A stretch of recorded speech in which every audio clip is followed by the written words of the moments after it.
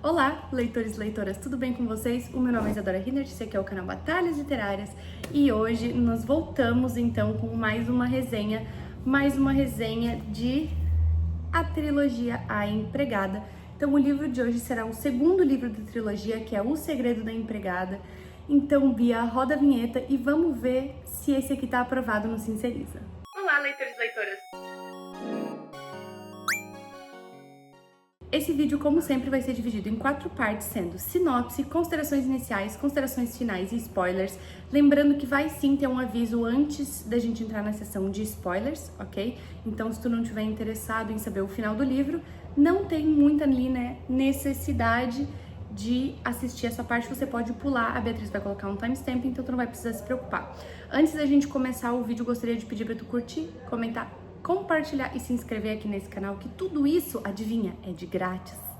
Faz nem que seja por pena, por favor. E é claro, como esse é o segundo livro, obviamente tu já vai ali receber alguns spoilers, porque caso tu não tenha lido o primeiro, né? Mas eu recebi muito no Instagram. Ai, recebi muito no Instagram, ela é famosa. Ela é famosa. Ai, deixa ela é famosa. Para de palhaçada, a mulher tá um luxo. A mulher está um luxo, tá? Eu recebi muito no Instagram, de verdade, pessoas me falando: ah, eu li o primeiro, não sei se vale a pena ler o resto da trilogia, porque o primeiro terminou muito bom, eu tenho medo do segundo estragar e tal.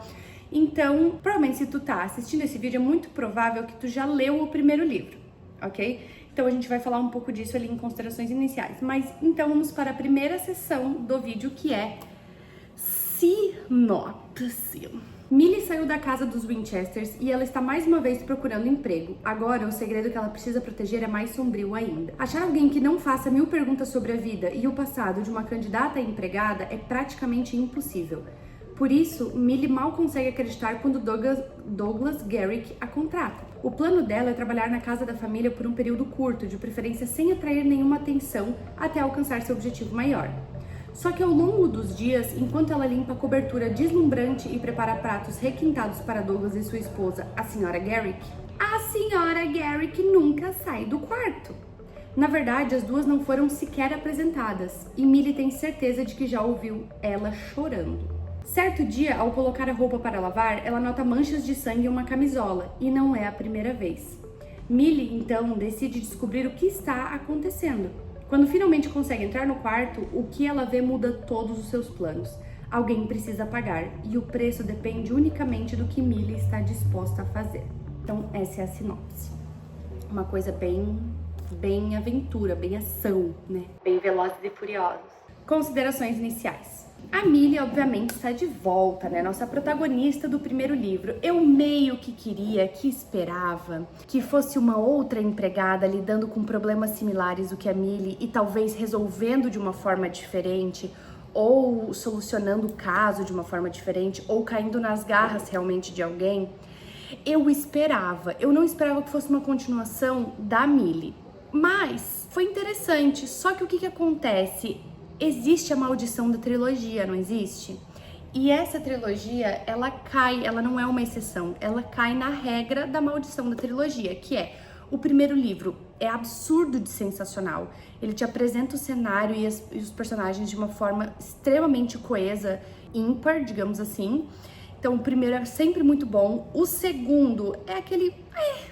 Por quê? Porque ele é só um mero conectivo para o terceiro livro, que é o fechamento ali, desfecho do nosso personagem principal. Então a gente sempre tem o primeiro livro começando muito bom, aí vem o segundo, que é só um conectivo para o terceiro, que também é bom, mas que geralmente não alcança o primeiro livro. E isso a gente vê em praticamente todas as trilogias do universo. Vamos lá, a Millie tá de volta e ela está estudando para ser assistente social.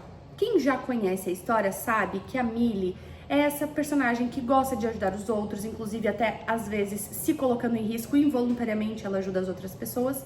Então ela está estudando para ser assistente social. O começo do livro é extremamente confuso por causa do pulo temporal que acontece. Então meio que a gente não entende nada quando começa. Por isso que quando eu comecei a ler, eu fiquei extremamente confusa. Por quê? Porque não é imediatamente a partir do final do segundo livro. E ela também não fala ali até, sei lá, a página 50 para mais, eu acho até. Não fala o que aconteceu, o que tá acontecendo, onde é que ela tá, o que... A gente não vê isso. E também a gente não sabe muito quanto tempo passou. Então, o começo tu já leva aquele solavanco básico, porque tu não sabe muito bem o que tá acontecendo. Mas aí depois ela realmente atualiza a gente sobre tudo que aconteceu. Então, de novo, ela tá atrás do serviço, né? E um homem contrata ela, o que por si só já não é nada usual. Geralmente, quem contratam empregadas, né, domésticas, diaristas, é a mulher da casa.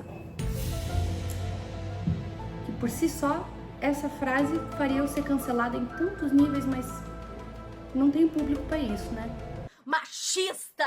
Só que aí o que acontece? O Douglas Garrick, cuja esposa tem uma doença que impossibilita ela sair do quarto na maioria dos dias, é quem contrata ela. Então a gente fica assim, tá, beleza, o Douglas é um marido que está cuidando da mulher que tem uma doença que não permite ela sair do quarto, ela fica dentro do quarto, ele fala isso pra ela.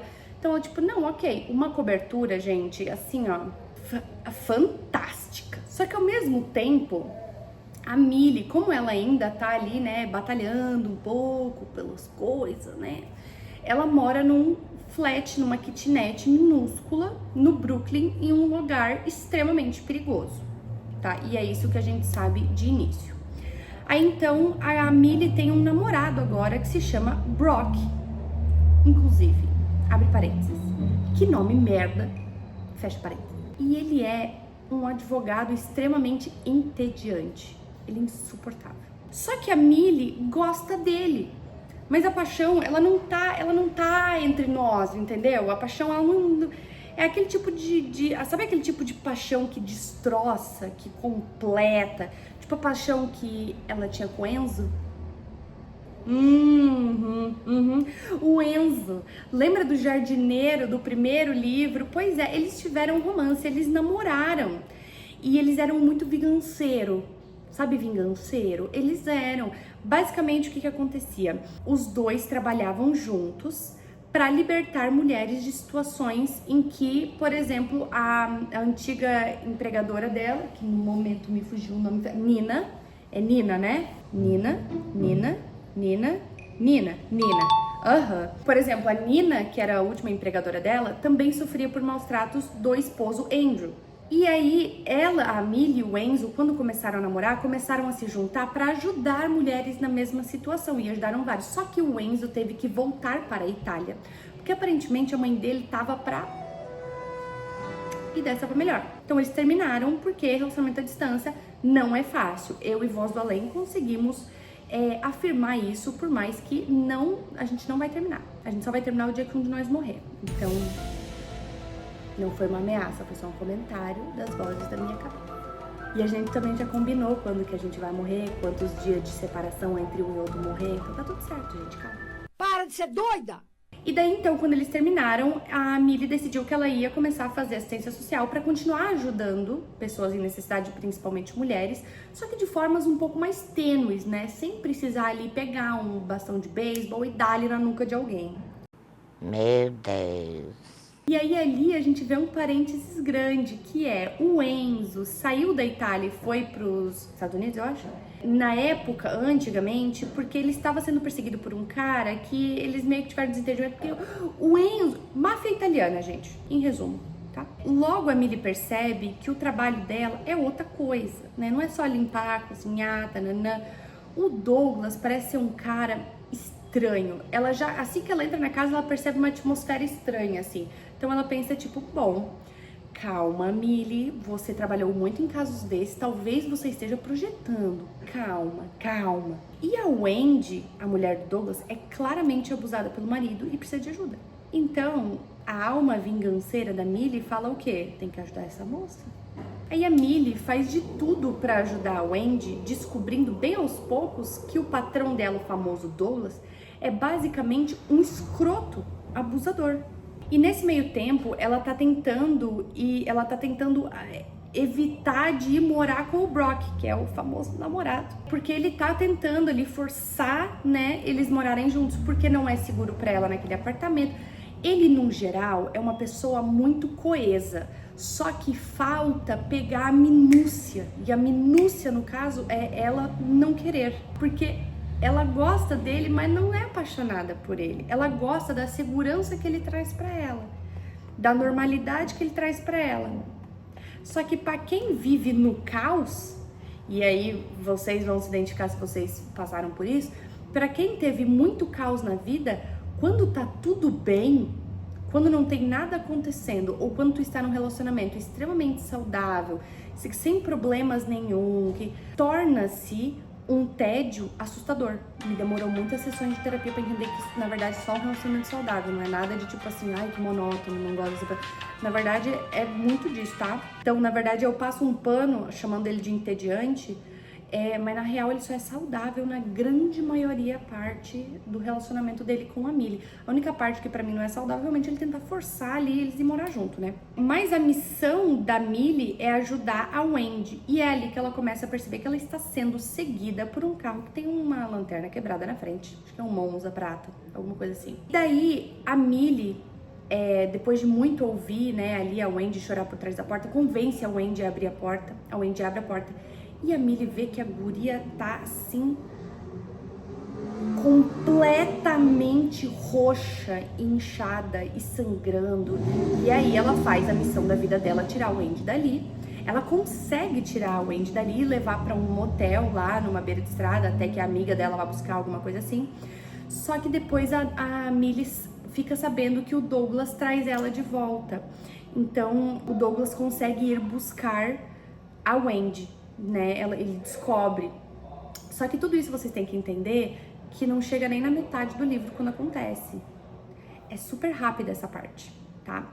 E aí a Millie então descobre quem tá seguindo ela e ela não tem outra alternativa. Então aqui acabam as considerações iniciais, tá? Agora vai ter a sessão de spoilers, a Beatriz vai colocar um timestamp. Caso você não queira assistir, pode pular, que nas considerações finais eu vou falar o que nesse livro me agradou, o que não agradou e se vale a pena, tá bom? Então, a gente se vê daqui a pouco, caso tu não queira assistir spoilers. Pra quem ficou agora, neste momento, sessão de spoilers. Então, pra nós que é mais íntimo, vou até pegar meu chimarrão. Nesse calor infernal. Gente, então o que acontece? A Millie, ela descobre quem tá seguindo ela, e é o Enzo. O Enzo voltou da Itália faz uns 2, 3 meses e ele tá seguindo ela. Por que ele não chegou pra ela e falou pra ela, voltei? Não sei te dizer. Só que aí ele alega que ele, na verdade, é tipo um guarda-costas dela. A mãe dele foi dessa, né, foi de submarino. Morreu. Desculpa. Ele tá seguindo ela meio que pra cuidar ela, assim. Só que ele fica meio tipo... não quero atrapalhar teu relacionamento com o Brock, não sei o que. E ela tipo... Querido, eu estou com o Brock. Saia, por favor. Só que aí reacende aquela chama do fogo no cu. Achou que eu ia falar chama da paixão? Não. Chama do fogo no cu mesmo. No fim, ela acaba terminando com o Brock, larga ele, porque ela realmente dá bolo nele várias vezes pra ir ajudar o Wendy e tal. Então é louvável, mas ela também não pode falar pra ele o que tá acontecendo, porque ele não sabe do passado dela. Eles acabam terminando. E daí o que acontece? A gente tem aquele mesmo passo a passo que teve no primeiro livro, só que dessa vez, o que acontece para chegar nesse passo a passo? A Millie chega num ponto em que ela é obrigada a matar o Douglas. Ela mata ele com um tiro. E aparentemente ele é um CEO, bilionário, etc, que é bem low profile, mas ela mata ele.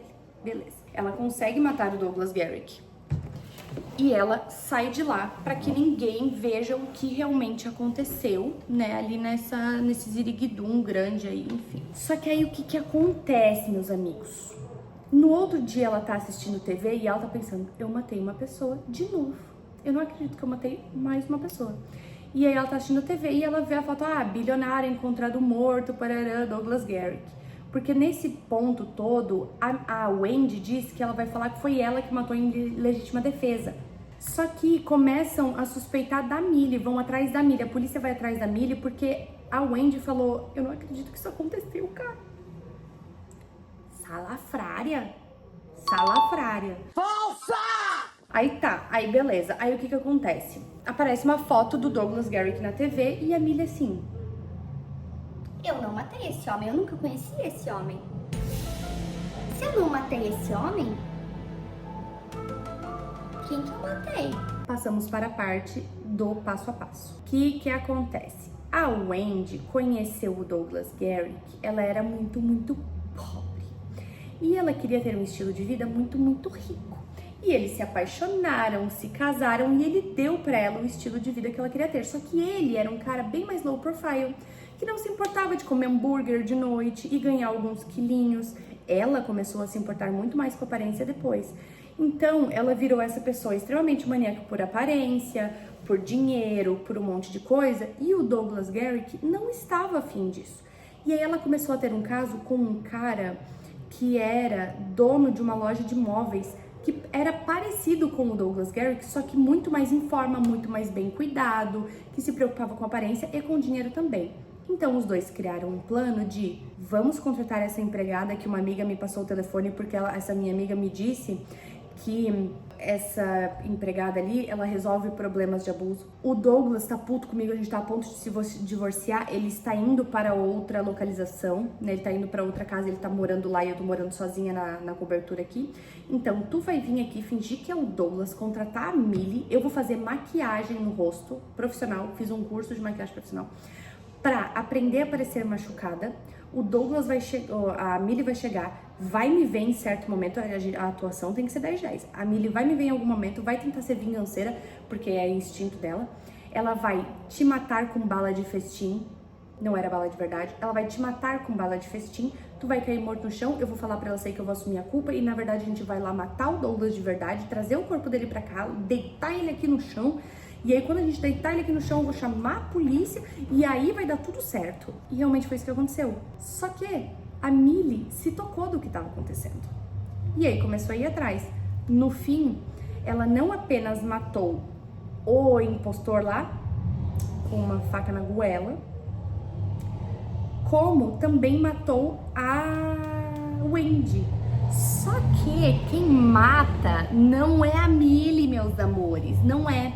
Ela vai para a esposa do dono da loja de móveis, que é quem tá fazendo esse plot todo com a Wendy, fala pra esposa tudo o que tá acontecendo, entrega veneno, dá tudo assim, a mãozinha beijada,